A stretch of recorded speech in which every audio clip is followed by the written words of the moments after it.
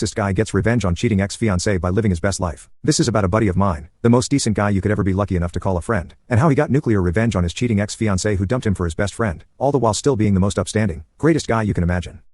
I've pieced this story together from things my friend and his wife have told me over the decade that we've been friends. There's not enough room to tell you how great this guy is, but believe me, he's been there for me like a rock when things were darkest. Cast of characters, let's call my friend Buddy, the ex-fiancée Lisa, and the hapless best friend Richard aka Dick. As you read this story, you have to always remember that Buddy is literally the greatest guy on the planet. Dick is, well, kind of a dick, annoying as hell, but my buddy says he always means well, and his heart is in the right place. Lisa is as big of a cheating, lying, self-centered narcissist as ever walked the face of the earth. Other people are Ray, another high school friend of Buddy and Dick, Jen, Buddy's wife, and Bob and Linda, Dick's dad and mom. All the names are fake. The background, our story begins when Buddy, Dick, and Lisa are all in middle school together at a typical suburban high school outside of Southern City. Football team, Friday night lights, etc. The three of them are all in marching band, inseparable friends. If you know band types, Buddy plays the French horn, Dick plays the tuba, IDK what Lisa played. Probably the flute because it's a cliché. Buddy and Lisa are boyfriend/girlfriend, and Dick is a happy third wheel. As they get older, Buddy and Lisa explore the physical side of their relationship, like normal high school kids do, while Dick is happy to be a player. He's decent looking, so he has no problem getting action, and also occasionally makes use of the professional women in their town. This will be important later. Buddy and Lisa, typical good students, go on to prestigious public university in Southern City. Dick drops out of high school, but, a self-taught programmer, winds up with a decent career in tech. Buddy graduates college early with honors, and proposes to Lisa at his graduation dinner, with a small diamond because he's put himself through school and it's all he can afford. She accepts. Buddy gets a job at fancy consulting firm in prestigious city. Lisa finishes college back home in Southern City. Comes time for Lisa to graduate. Buddy helps his fiancée also get a job at fancy consulting firm. During her last spring break, she flies up to prestigious city to visit Buddy and interview for her job, gets pregnant, flies back home, tells Dick she's in trouble, he takes her to the abortion appointment. Neither of them tell Buddy, ever. I heard about this from Buddy's wife, who heard it from Dick one night when he was drunk. As far as I know, Buddy still doesn't know. Buddy, if you ever read this, sorry dude, I should have told you but it wasn't my place. The betrayal, Lisa realizes, when she doesn't want to tell Buddy about her abortion, that she can't marry him, but she's not brave enough to break it off. Instead, she ghosts him and he finds out through the HR department of fancy consulting firm that she's turned down her job offer and won't be moving to prestigious city after all. Buddy calls Dick and Dick says, dude, I'm sorry, but it's worse. Lisa and I are now a couple. You can punch me in the face next time we get together. Somehow, Buddy and Dick decide that Lisa isn't worth destroying their friendship, so they stay best friends, going hunting together on Dick's family place in the country etc. Lisa is not happy about this, but Dick tells her that if she makes him choose, he'll choose Buddy. The follow-up, Buddy takes a year or so to get over it, and starts dating again. Pretty soon, he meets Jen and falls madly in love, crazy in love, and to make things better, Jen is just as crazy about him. In less than 6 months, they're engaged. Now, the thing you have to understand is that Lisa is drop-dead gorgeous. She's not tall enough to be a model, just average height, but she's got these giant blue eyes and super long eyelashes, long, shiny wavy dark brown hair, an exquisite face, and a terrific figure. She's prettier than a movie star, and being beautiful is really important to her. Jen is pretty enough, but regular, and she really and truly goff. Dick travels to prestigious city, without Lisa, to meet Buddy's fiancée. He and Jen really get along. Jen gets along with everyone, and reports back to Lisa that Buddy is really happy. His fiancée Jen is $1 awesome, etc. Lisa gets jealous and pouty when she hears about Jen's Ivy League education, but then Dick makes a point of telling her that Jen is nowhere near as hot as Lisa, so she'll stop sulking, at least until she gets an invitation to the wedding. Lisa pitches a fit, refuses to go, and tries to prevent Dick from going, but there's no way in hell he'll miss his best friend's wedding, so he goes stag. NBD, it's a super small, low-key wedding. At the wedding, Dick reconnects with another high school friends of theirs, a guy named Ray, whose date to the wedding was actually someone else's wife. Ray has a thing for married women. This is important. Buddy and Jen go on living their best lives. At some point, Buddy gets an Ivy League MBA. His career takes off like gangbusters. They pop out a couple of kids. Jen quits her career to be a som. They're rich as hell, still crazy in love, and blissfully happy. A couple of times a year, the guys get together and bring their wives along. At some point, Dick and Lisa get married. Buddy and Jen are, not invited to the wedding, by the way. But the women get along okay. Jen gets along with everyone and Lisa is happy because she's thinner and prettier than Jen, especially after both women have been through pregnancy and childbirth. The years tick on.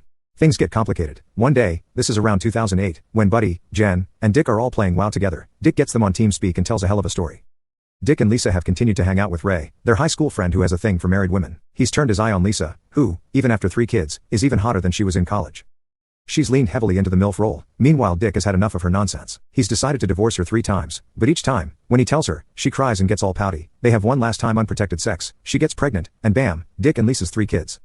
Ray goes in hard with his practice seduction routine, and Lisa cries to Dick that she just can't stand it, and can she please just have sex with Ray? They do. Dick watches, goes in for sloppy seconds, and Lisa and Dick's marriage enters its suburban swinger era. Dick gives Jen and Buddy every gory detail over the course of a 2-hour conversation while they're all killing wolves on low-level alts in Elwyn Forest and Lisa is upstairs with a bottle of wine. It's obvious, during their next visit, that Dick wants to join in sexy fun times with Buddy and Jen, but they're not into that, and after an awkward 5 minutes, things go back to normal. The kids all play together, the women make small talk, and Buddy and Dick hang out together doing the normal things that guys do. Dick tells Buddy that the reason they're into swinging is that he gets off on watching Lisa being degraded, and Lisa gets off on making Dick feel like he isn't man enough for her. This marriage is not happy, but Dick wants to stay married, because Lisa is hot as hell, she's got a solid career, and he's a mid-level tech guy with a GED who works from home while he takes care of 3 kids, so he'll never be able to do better. Things get worse. Dick calls Buddy to chat. His marriage has gone to hell. Lisa has, in her words, met the love of her life. She's moved on from Ray and from the swinging scene and is now having an affair with a guy from the accounting department at her job. She's staying out all night. She's ignoring the kids. Dick and Lisa take the kids on a swank vacation to try to focus on their family and spends all her time crying because she misses her AP and she doesn't want to be there. She doesn't want a divorce because she knows she'll lose the kids, she's drunk all the time, and she doesn't want to have to pay Dick child support. She wants him to let her live whatever life she wants while he does all the cooking and cleaning and childcare, and still brings in 50% of the household money. Lisa also will not STFU about how she could have married Buddy and been like Jen, a Som in a giant 5,000 square foot house with 6 bedrooms and a pool. I should mention that Buddy has also had a Neville Longbottom style glow up and gone from a nerdy band kid to a silver-haired super confident high-level executive in a top-tier consulting firm, whereas Dick is still the guy working from his basement in sweatpants, covered in Dorito crumbs. He has been working on himself, but there's no way he can compete in Lisa's eyes, although both Buddy and Jen tell me about Dick's great qualities. Lisa is jealous, hopping mad, and she blames Dick. Dude. Trust me, I know, she is bad news. Leave her, Buddy tells his friend. It is the last conversation they will ever have. Holy at $%% this is terrible. Buddy gets a call at work one afternoon. It's Bob, Dick's dad. Dick got drunk, woke up Lisa at 3 a.m., told her that he'd never loved her, that she'd never been enough of a woman for him, that he'd been visiting prostitutes during most of their marriage, and that he hoped she would go to hell. Then, he blew his brains out in such a way that the splatter went all over her and all over the bed. When the ambulance got there, she was hysterical, sitting on the curb outside the house, screaming over and over again, "Kill me too, it's all my fault, it's all my fault." Later, Bob would call Buddy to tell him that Lisa specifically says he is not welcome at the funeral. Bob and Linda, Dick's parents, step in to take care of the 3 little kids, who did nothing wrong and do not deserve this, while Lisa does nothing but work and drink. The coup de grace. About a year later, Buddy flies to Southern City to put flowers on Dick's grave and visit with Dick's parents, Bob and Linda. Bob is still in shock, but he and Linda have taken Lisa in as a daughter. Lisa's mom is dead and she's NC with her dad and stepmom, to try and help her through this as much as they can. Why did Lisa say it was all her fault, and why did she ban you from the funeral? Bob asks Buddy. What don't I know? What's the rest of the story? Why did Dick do it? The moment of ultimate revenge. Buddy thinks for a minute, and decides that it will help Bob and Linda to understand the tragedy that happened to their son if they know the full story. So he tells them everything. Bob and Linda have continued to do everything for the 3 kids, and they continue to treat Lisa well, because that is best for the children, but the clock is ticking.